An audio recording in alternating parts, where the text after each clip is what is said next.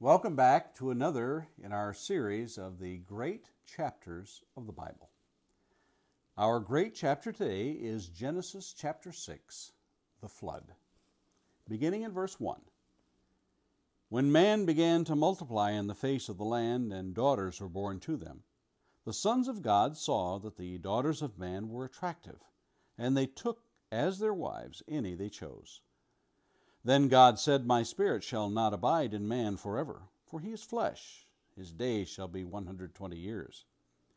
The Nephilim were on the earth in those days, and also afterward, when the sons of God came into the daughters of man, and they bore children to them.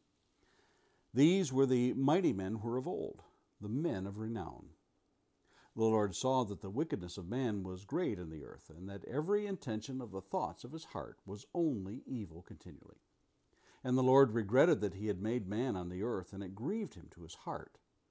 So God said, I will blot out man whom I have created from the face of the land, man and animals and creeping things and birds of the heavens, for I am sorry that I have made them. But Noah found favor in the eyes of the Lord. These are the generations of Noah. Noah was a righteous man, blameless in his generation. Noah walked with God. And Noah had 3 sons, Shem, Ham, and Japheth.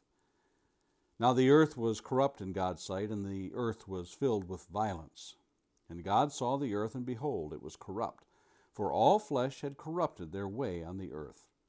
And God said to Noah, I have determined to make an end of all flesh, for the earth is filled with violence through them. Behold, I will destroy them with the earth.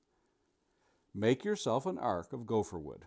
Make rooms in the ark, and cover it inside and out with pitch. This is how you are to make it. The length of the ark, 300 cubits, its breadth, 50 cubits, and its height, 30 cubits. Make a roof for the ark, and finish it to a cubit above, and set the door of the ark in its side. Make it with lower, second, and third decks. For behold, I will bring a flood of waters upon the earth to destroy all flesh, in which is the breath of life under heaven.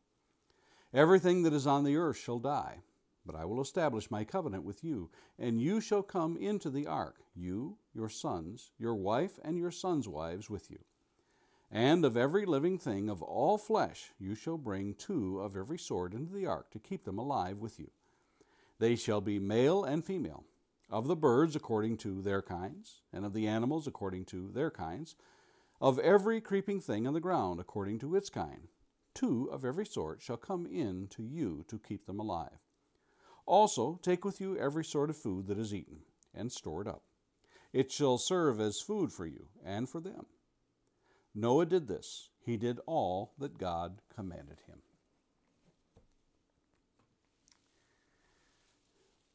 (1,656). That's the number of years from the creation of the world in Genesis 1 to Genesis chapter 7, verse 1, when God told Noah to enter the ark 7 days before the waters came upon the earth. I can say with a great deal of confidence that if you make that statement in any public school science class, that you will be challenged at the very least, and a pretty good chance you'll be laughed at. After all, science books the world over tell us the earth is about 4.5 billion years old. Take a tour of some of the major caves, and the guide will no doubt tell you that those stalactites hanging from the ceiling are millions of years old. And those dinosaur bones they are digging up all over the world have been lying there waiting for you tens of millions of years. So what do I tell that park ranger giving me the tour of the Grand Canyon who tells me about how the Colorado River has carved those canyons for millions of years? Perhaps the same thing that Peter told us nearly 2,000 years ago in 2 Peter chapter 3, verses 3 through 6. Knowing this, first of all, that scoffers will come in the last days with scoffing, following their own sinful desires. They will say, where is the promise of his coming? For ever since the fathers fell asleep, all things are continuing as they were from the beginning of creation.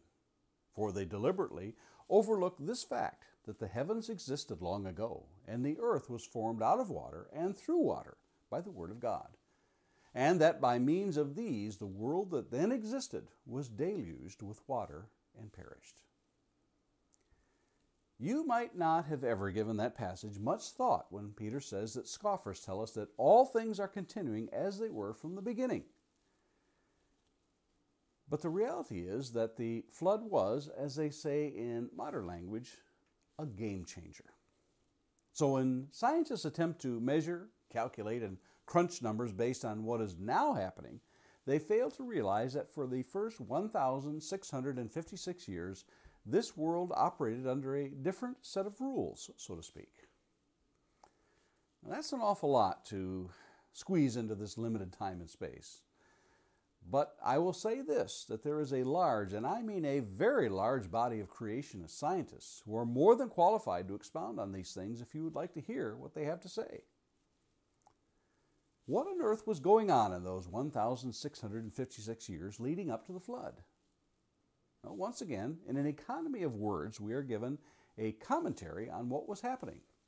In verse 5 of Genesis 6, the Lord saw that the wickedness of man was great in the earth, and that every intention of the thoughts of his heart was only evil continually.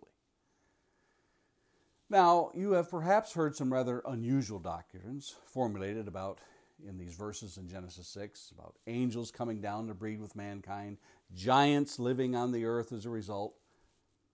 But what does the chapter really say? Who are the sons of God and the daughters of man?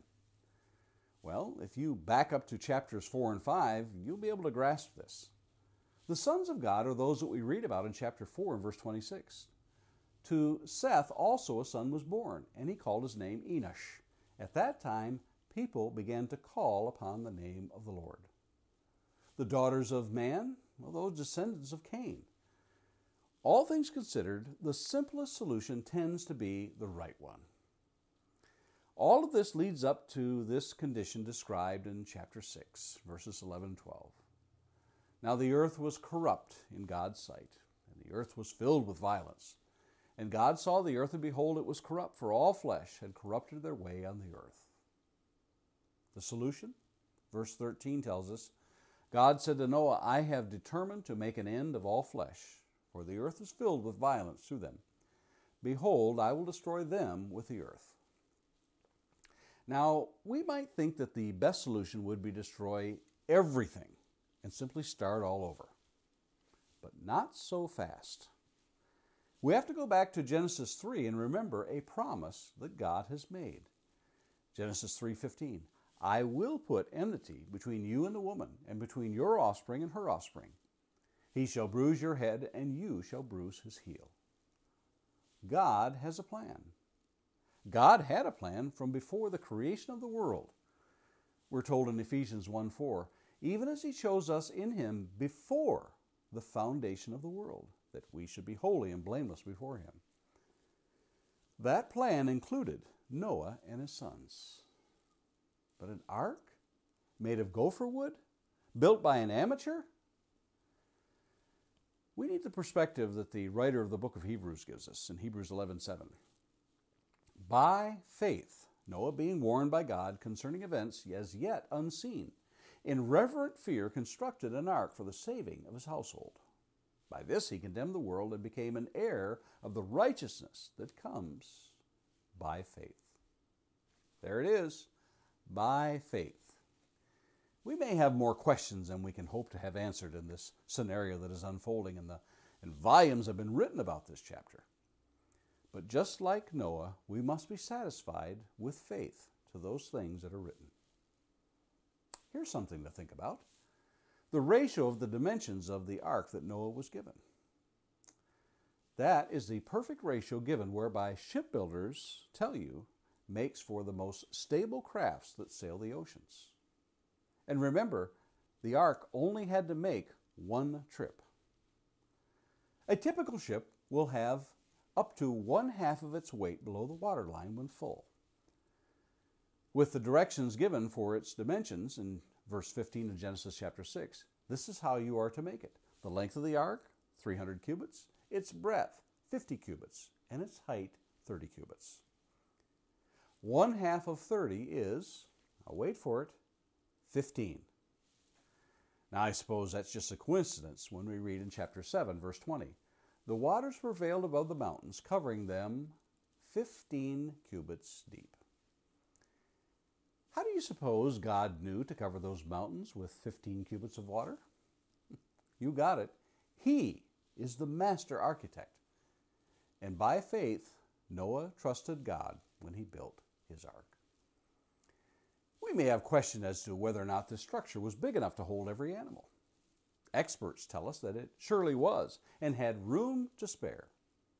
I strongly recommend a trip to Williamsburg, Kentucky to see the ark built full size and take a tour and see for yourself.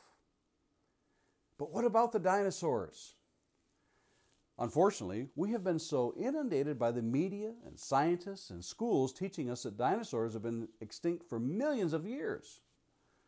Were there dinosaurs in the time of Noah, and were they on the ark? Would it surprise you to find out that the answer to both of these questions is yes? The evidence is substantial by the fact that artwork and descriptions of dinosaurs exist on every continent, and there are hundreds and hundreds of years old, these accounts. Well, how could that be, since it has only been in the last century and a half that we have actually known what dinosaurs look like? If they've been extinct for millions of years, how did mankind know what they look like?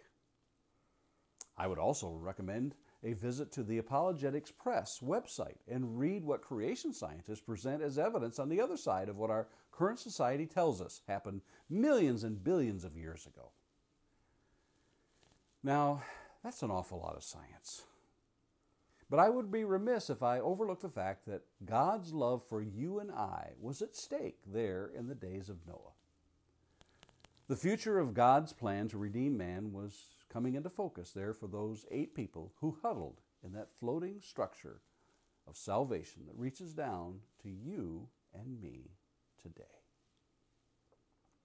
Have you ever given thought to all that is going on there in Genesis chapter 6?